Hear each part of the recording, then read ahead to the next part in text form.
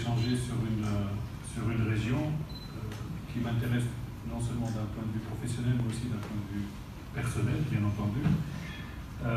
Et quand on est comme moi, arabe et français, passionné de transport, donc être ici en train de parler de transport public à cette audience, c'est un immense plaisir et je voulais vous le dire.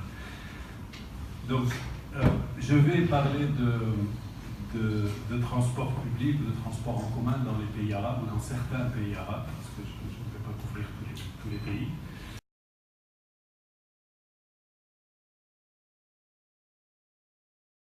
Est prévu de doubler d'ici 2050. Donc vraiment une croissance très forte, une population urbaine et une population très jeune aussi, avec les moins de 25 ans qui représentent un quart de la population. Dans certains pays, c'est 40% de la population.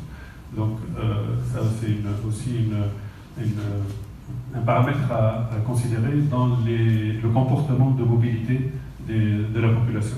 Donc les impacts sur la mobilité, premièrement une dépendance grandissante à la voiture privée, malgré un taux de motorisation, un nombre de voitures pour 1000 habitants qui est relativement faible par rapport à l'Europe par exemple, en tout cas dans certains pays de la région.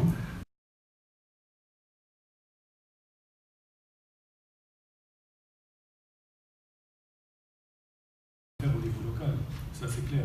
Et je pense que maintenant il y a non seulement la décentralisation est non seulement mentionnée dans la Constitution, mais je pense que de plus en plus maintenant on va donner des compétences aux villes et c'est là que doit se passer la décision en matière de transport public. Je prends pour exemple le Maroc. Je pense que le Maroc a bien fait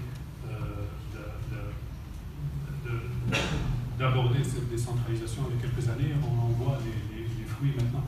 Donc ça va être indispensable aussi pour la Tunisie et peut-être pour l'Algérie dans le futur.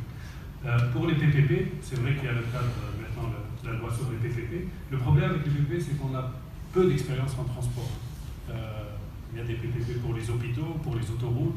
Là, oui, il y a pas mal d'expérience dans le monde, mais en matière de transport et de fortiori de transport public urbain, on a encore peu d'expérience. Donc, il y a certains exemples en Angleterre, il y a certains exemples en Asie, mais on manque encore de recul sur les projets de transport. Donc je ne sais pas si on arrivera à intéresser les investisseurs pour des projets transport, PPP transport en Tunisie, si on n'arrive pas à les intéresser tout de suite.